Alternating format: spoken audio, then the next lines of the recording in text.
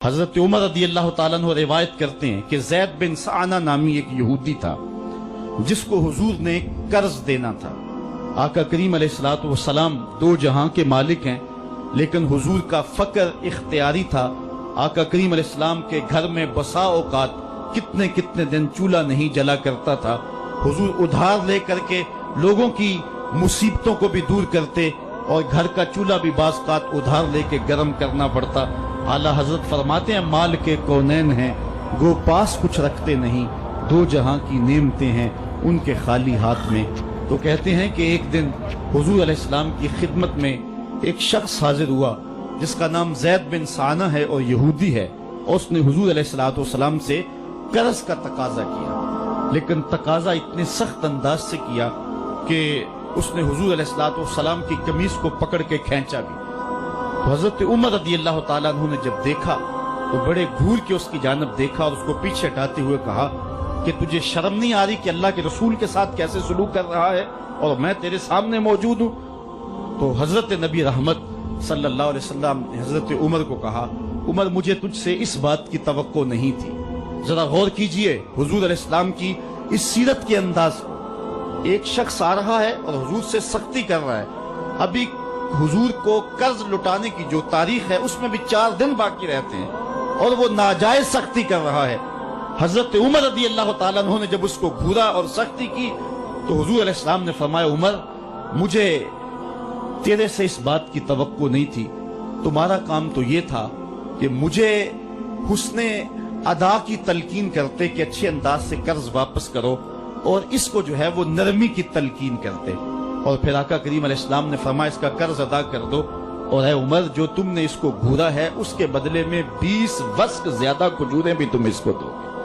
تو زید بن سعانہ نے جب حضور علیہ السلام کی اس سیرت اور اس کردار کو دیکھا اور حضرت عمر رضی اللہ تعالیٰ عنہ 20 وسق اس کو کھجوریں دے رہے تھے، تو اس نے حضرت عمر کو بتایا کہ میں یہودی ہوں اور میں نے تورات کے اندر نبی آخر الزمان کی شان اور عظمتوں کے بیان کو پڑھا ہے، یہ بات ابھی رہ گئی تھی، باقی ساری نشانیاں میں نے حضور میں دیکھ لی تھی، اب یہ نشانی رہ گئی تھی، آج میں نے یہ بھی دیکھ لی۔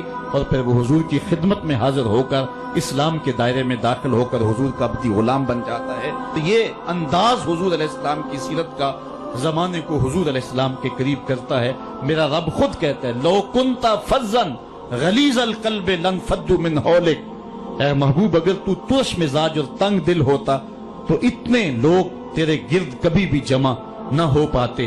کچھ ان کے خلق نے، کچھ ان کے کردار نے کر لی، مسخر ساری دنیا شہ ابرار نے کر لی۔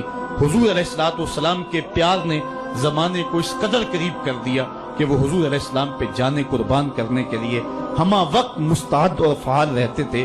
جتنا پیار انہوں نے حضور سے کیا ہے کائنات میں اس کی دوسری کوئی مثال نہیں ملتی ہے۔ ایک شاعر کہتا ہے اپنے محبوب کا ذکر کرتے ہوئے، وہ کہتا ہے حافظ شیرازی نے غالباً کہا ہے کہ میرے جیسا محب زمانے میں کوئی نہیں، اس لیے کہ تیرے جیسا زمانے میں محبوب بھی تو کوئی نہیں۔ اگر صحابہ جیسا عاشق تمہیں زمانے میں نہیں ملتا تو محبوب جیسا کوئی صورت و سیرت میں حسین بھی تو زمانے کے اندر تمہیں نہیں ملے گا۔ تو حضرت سیدنا انس کے لفظ کان رسول اللہ صلی اللہ علیہ وسلم احسن الناس، حضور لوگوں میں سب سے زیادہ حسین ہے۔ اور دوسری بات کان رسول اللہ اجود الناس، حضور سب سے زیادہ سخی ہیں۔ ایک شخص حضور کی خدمت میں حاضر ہوا اور اس نے سوال کیا، 2 پہاڑوں کے درمیان جتنی جگہ ہوتی ہے اتنی بکریاں تھی حضور کے پاس، حضور نے ساری اس کو عطا کر دی۔ وہ واپس جا کے اپنی قوم سے کہنے لگا کہ محمد عربی ایسا شخص ہے اتنا عطا کرتا ہے کہ پھر کمی کا شائبہ ہی باقی نہیں رہتا۔ تیسری بات حضرت انس فرماتے ہیں کان رسول اللہ صلی اللہ علیہ وسلم احسن الناس واجود الناس واشجع الناس، کہتے ہیں کہ حضور جتنے دلیر تھے، جتنے بہادر تھے، کائنات کے تر اتنا بہادر ہم نے کوئی نہیں دیکھا۔ مولا کائنات فرماتے تھے جب جنگ کی بھٹی گرم ہوتی تو ہم دیکھتے کہ سب سے آگے بڑھ کر حملہ کرنے والے محمد عربی ہی ہوا کرتے تھے، اور ہم حضور علیہ السلام کی اوٹ میں ہوا کرتے تھے۔ آقا کریم علیہ السلام نے اپنی زندگی میں اپنی تلوار سے اور اپنے نیزے سے جو ہے وہ کسی کو قتل نہیں کیا ہے، صرف ابی بن خلف وہ بد نصیب شخص تھا جس نے کہا تھا کہ میں نے گھوڑا رکھا ہے जिसको 16 रतन मकई के दाने रोज डालता हूँ और इस घोड़े के ऊपर सवार होकर मैं आऊंगा और ए मोहम्मद माज़अल्लाह आपको शहीद कर दूंगा। तो हुजूर अलैहिस्सलाम ने फरमाया अल्लाह ने चाहा तो मैं तुझे कत्ल करूंगा। और फिर गज़वाए उहद के मौके पे जब वो आया, कहने लगा कि मेरा रास्ता छोड़ दो, और फिर वो घोड़ा लेकर के आगे बढ़ा। सहाबा आगे बढ़ने लगे तो हुजूर ने फरमाया पीछे हट जाओ।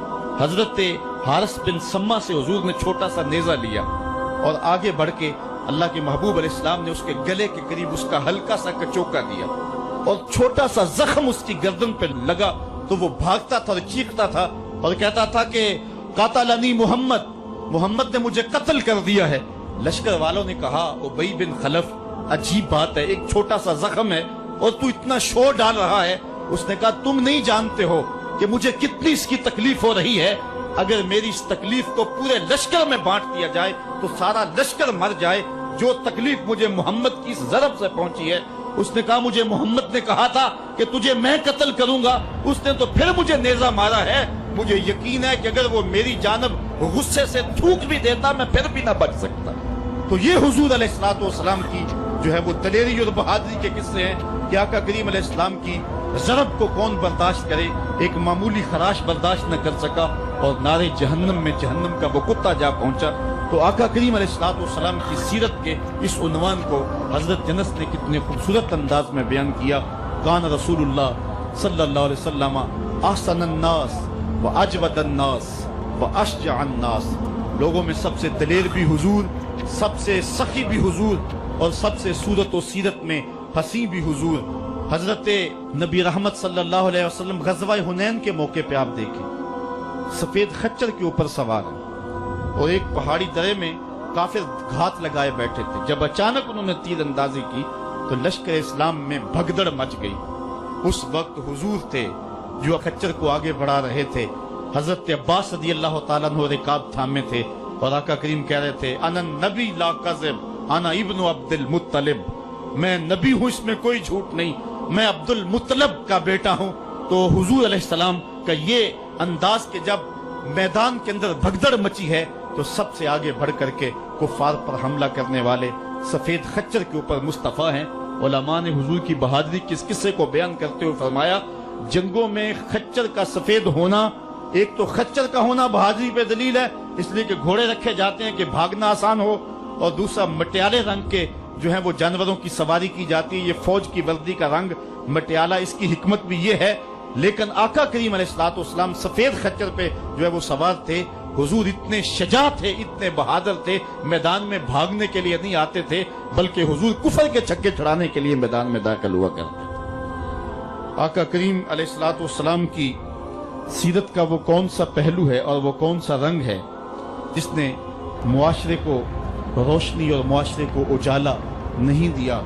आज मेरे और आपके आका व मौला की ये सीरत हमें हुजूर अलैहिस्सलातु वस्सलाम की मोहब्बत का हकदार बनाएगी। हुजूर इस दुनिया के ऊपर मकारिम अखलाक की तकमील के लिए जलवागर हुए और कुरान आपके खुल्क की गवाही है।